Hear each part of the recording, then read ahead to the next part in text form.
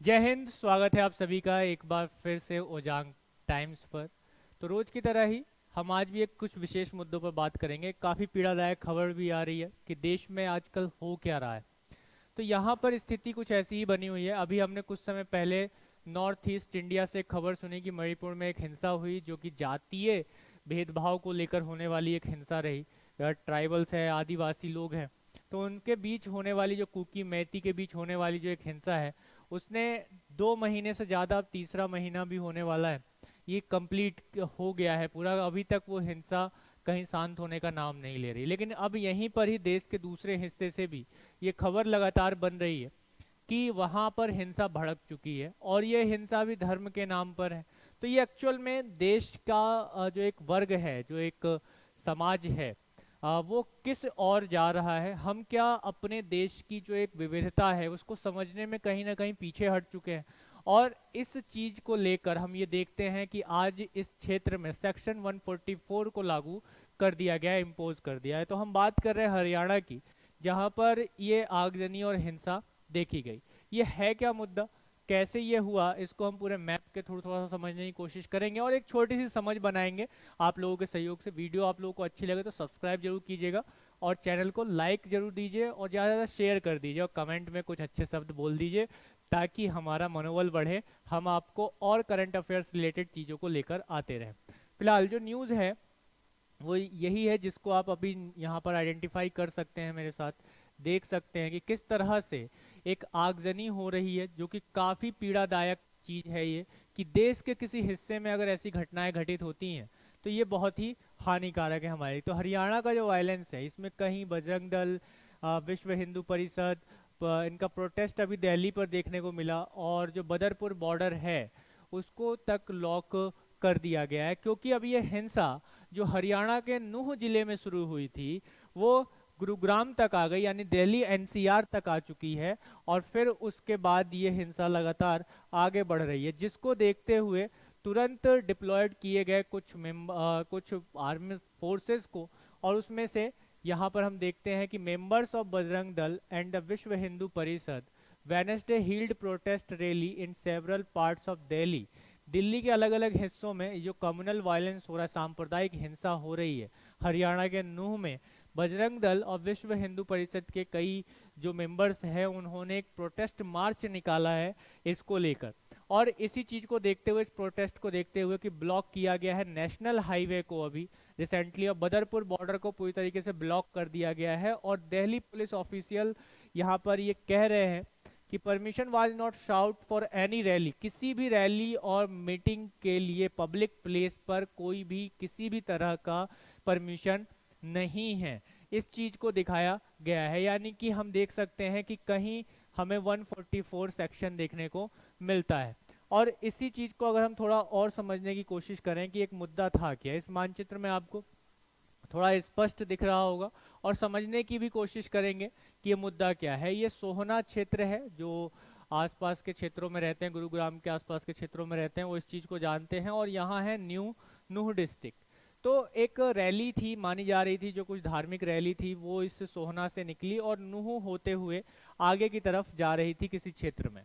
अब यहाँ क्या होता है कि ये इस क्षेत्र में, नूह क्षेत्र में, ये कहा गया कि इस धार्मिक रैली पर, जो कि एक हिंदुइज्म रैली थी, धार्मिक रैली है, उस पर जो है पथराव किया गया, तोड़फोड़ की गई, जिसकी वजह से ये हिंसा भड़क गई। और इस हिंसा के बाद ये हिंसा पीछे की तरफ बढ़ी और सोहना तक पहुंची और सोहना से यहाँ गुरुग्राम तक ये हिंसा पहुंच रही है। आप जो देख रहे हैं नेशनल एक्सप्रेस वे है, ये एक नेशनल एक्सप्रेस वे है। ये नेशनल एक्सप्रेस वे वो है जो मुंबई को जोड़ता है दिल्ली से, दिल्ली को मुंबई से जोड़ने वाला ये एक एक्सप्रेस वे है जो आगे गुरुग्राम होते हुए दिल्ली को जाता है। तो यहाँ इस क्षेत्र में नूह एक ऐसा क्षेत्र है जहां पर बड़े पैमाने पर हिंसा भड़की है। तो इस हिंसा का कारण एक रैली है और उस रैली में पथराव, इस चीज को माना जाता है कि कुछ अलग धर्म के कुछ जो ऐसे विवादित लोग हैं उन्होंने क्या किया, पथराव कर दिया। अब पथराव करने के बाद दूसरे धर्म के लोगों ने भी इसका विरोध किया और इस विरोध के बीच ये हिंसा लगातार भड़क रही है। और इसमें कहीं ना कहीं ये न्यूज़ भी आई, ये सारी चीज़ें हम एक न्यूज़ के बेस पर आपको बता रहे हैं, ठीक है। ये सारी चीज़ें हम न्यूज़ बेस्ड पर बता रहे हैं ताकि आप एक ऑथेंटिक चीज़ को ले सकें। अब यहाँ पर हम चीज़ यही देख रहे हैं कि जो न्यूज़ आ रही है वो यही आ रही है कि लोगों को लगभग 3 से 4 हजार लोगों को कहाँ मंदिर में शरण लेनी पड़ी बचने के लिए। ठीक है, मंदिर में, टेम्पल में, मंदिर में शरण लेनी पड़ी कि भाई इसे हिंसा से बचने के लिए उन्हें मंदिर में शरण लेना पड़ा।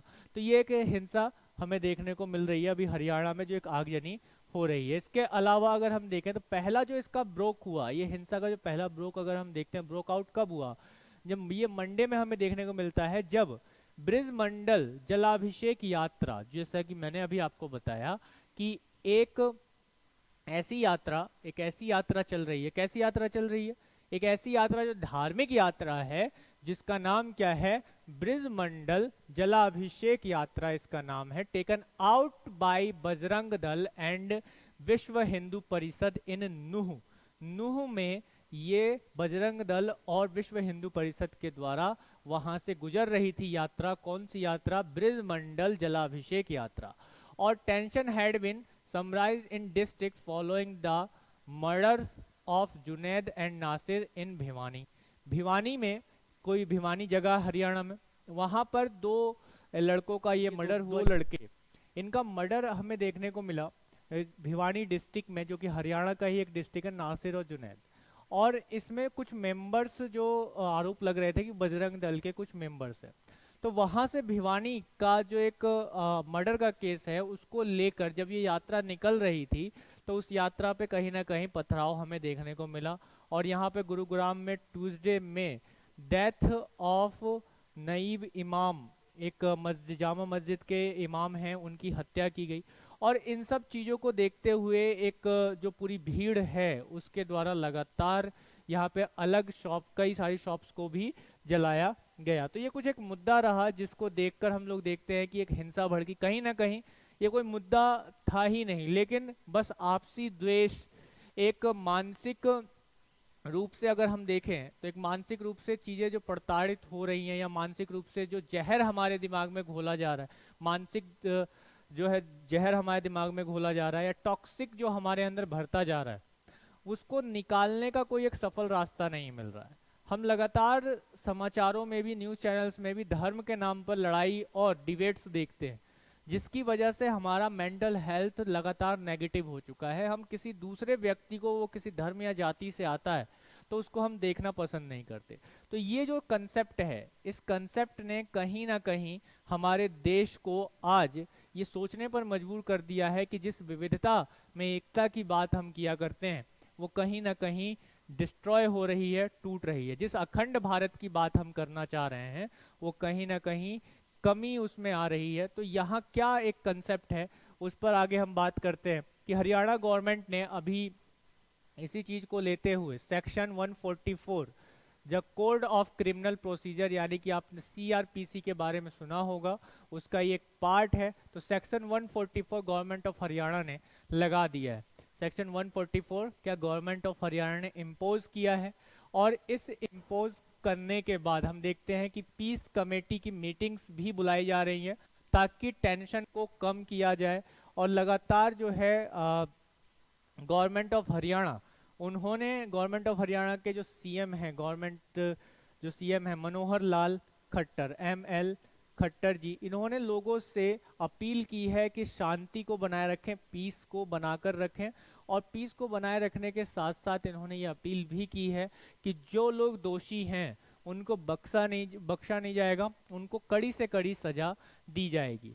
इसके साथ ही अगर आप लोग मेरे साथ करंट अफेयर्स में जुड़ना चाहते हैं कि आप अपनी नॉलेज को बहुत ज़्यादा बढ़ा लें करंट अफेयर्स में, और यूपीएससी प्रीलिम्स या अन्य जो करंट मेंस के जो क्वेश्चंस हैं, उसमें करंट का एक बहुत बड़ा रोल रहता है। एक ऐसा रोल रहता है, एक ऐसा हमें रोल दिखाई देता है जो हमारे नंबर्स को बहुत ज़्यादा इम्पैक्ट देता है। हमारे सेक्शन में एक बहुत बड़ा रोल प्ले करता है। तो करंट अफेयर्स के लिए आपके लिए मिलाया हूँ आधारशिला बैच, एक ऐसा नाम आधारशिला जो अपने आप में इस चीज को दिखाता है कि आपके एक आधार को तय करेगा कि कैसे हमें किस तरह के क्वेश्चन मिलने वाले हैं उसका एक बेस आपको बनाएगा, क्योंकि करंट अफेयर्स हमें कहीं ना कहीं पहले ही इंडिकेट कर देता है कि आपके एग्जाम में इस तरह के क्वेश्चन बनने वाले हैं।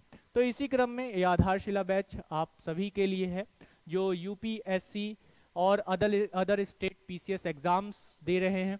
उसके साथ साथ इसमें हम न केवल डेली न्यूज़ एडिटोरियल एनालिसिस को करेंगे, ये तो सभी करते हैं, लेकिन हम नया जो करने वाले हैं वो ये करने वाले हैं कि इसमें डेली जो न्यूज़ हम डिस्कस करेंगे उस न्यूज़ से रिलेटेड आपको प्रीलिम्स ओरिएंटेड क्वेश्चंस भी यहाँ आपको बना कर देंगे, और उससे पर उस एनालिसिस के बाद क्या आंसर आएगा वो आप सभी लोग आंसर देने में सक्षम हो जाएंगे। और इसके साथ साथ उस पर डिस्कशन हम नेक्स्ट डे भी करेंगे, उस दिन भी समय रहेगा तो हम जरूर करेंगे।